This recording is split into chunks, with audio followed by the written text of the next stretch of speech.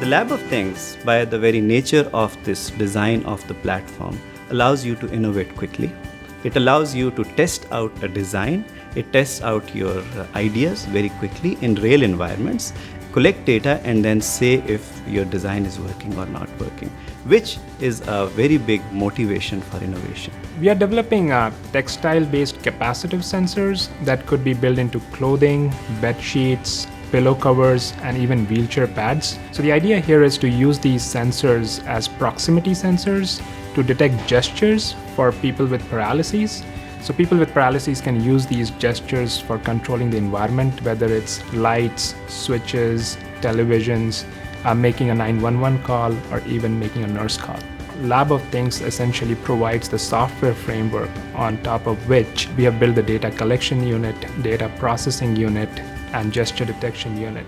There are individuals that have troubles with use of their arms. There are different adaptations that people can use in rehab now, but they're either quite expensive or they can cause damage to the skin with long-term use. And so saw a real potential in this particular project in that it was touchless and they were really looking at keeping something that was quite cost-effective.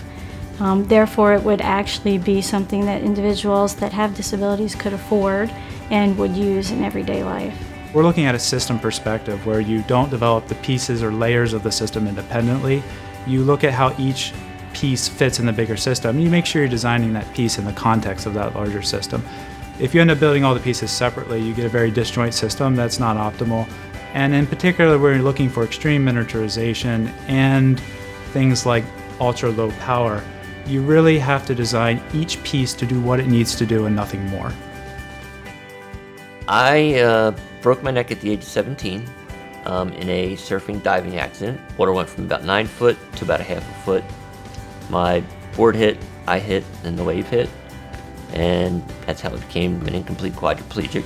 I think that in research, teaming up engineers and physical therapists really creates a team that has a broad perspective. My goal is to work with these engineers who have great creative and innovative ideas, and as it's being developed, have the end user in mind, so that they're developing it knowing the physical capabilities of the end user, whether that's somebody with spinal cord injury or a stroke or some other physical disability. One of the most rewarding things about this project is not only working at the circuits and algorithm level itself, but being able to see a direct impact all the way up the stack, the whole way up to the user, to see a user actually use the system. And when you see that product work, and that's what's so great about this Microsoft framework, is it's trying to accelerate bringing that technology into a larger framework where we can see and experiment at all levels very rapidly. We want this product being used by people with paralysis all over the place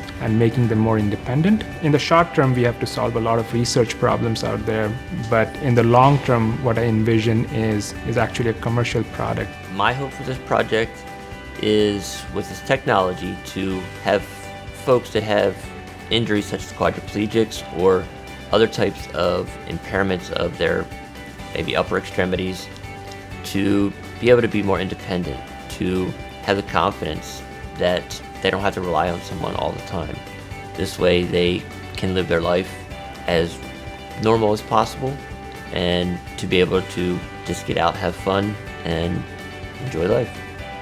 Lab of Things brings down the barriers of doing research with connected devices. It brings down the barriers by allowing people to deploy at scale and deploy in diverse geographies. And that is the power of the Lab of Things.